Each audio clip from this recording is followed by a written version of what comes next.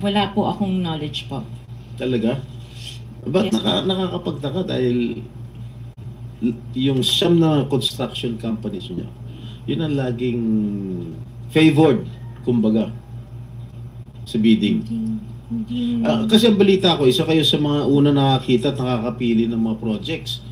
Bago pa mabuo ang National Expenditure Program, yung tinatawag natin na NEP. Parang menu lang sa restaurant na nakaka-order kayo kaagad.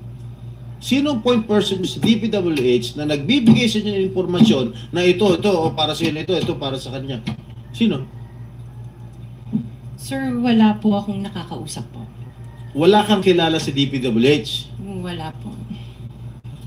Hindi kami maniniwala niyan, wala kang kilala sa DPWH.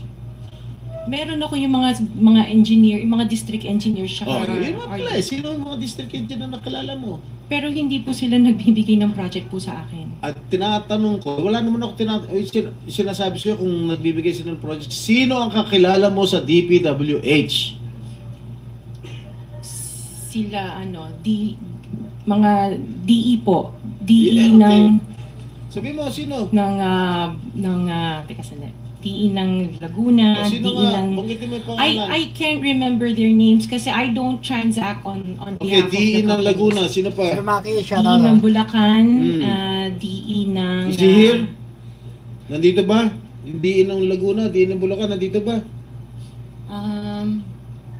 DE ng Bulacan nandito. Okay, paano nyo nalalaman ang mga projects for the bidding? Sino nagbibigay ng listahan sa'yo? We don't have a list. Naka 6 minutes ka na, era.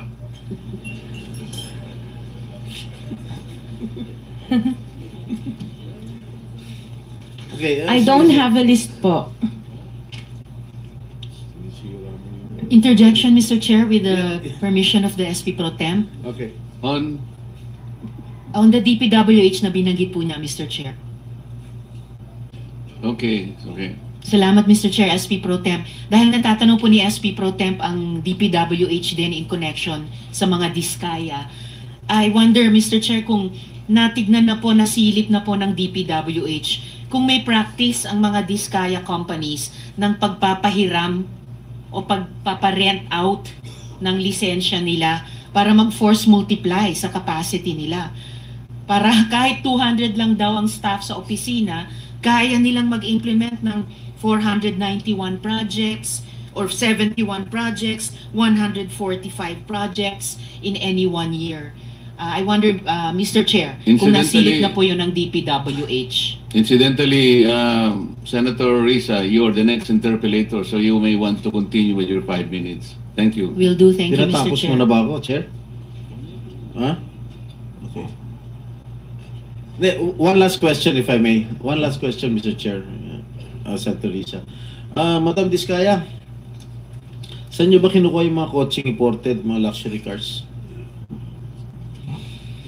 Ang balita ko, dun sa interview mo, binili mo yung isang Rolls Royce dahil nagandahan ka sa payong. Tama ba? Sir, yes po. Samantalang, ilan yung luxury cars mo? Nasa 28 po. 28 lang. Ano Yes. ano ito mga ito? Rolls Royce, Ferrari. I don't have a Ano, Ferrari. ano yung mga luxury cars? Lamborghini. No rin. Cadillac. Saan binili? Sagutin mo na. Saan mo binili? Sa dealer po. Sino dealer? Dito, local? Local dealer o sa abroad? Freebell Enterprises tsaka yung isa Auto Art. Dito, sa Pilipinas? Yes po. Hindi ka nag-import? No po. Dito may dealer ng mga Yes po. Rolls Royce. May dealer ng Rolls Royce meron dito. po. Ano pa yung mga ibang luxury cars mo? Yung ano tawag dito, yung Cadillac and the Cadillac GMC. Escalade, gano'n? Yes po. Oh. The GMC. Yun lang. Sinong dealer?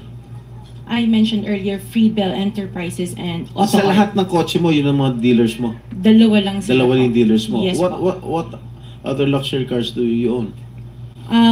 Yung iba dito na, the Maybach. Dito ko Maybach, na binili. Mercedes. Yes po. And then, yung iba, dito na rin yung Range Rover. Bentley. The Bentley dito na rin po. Paano kayo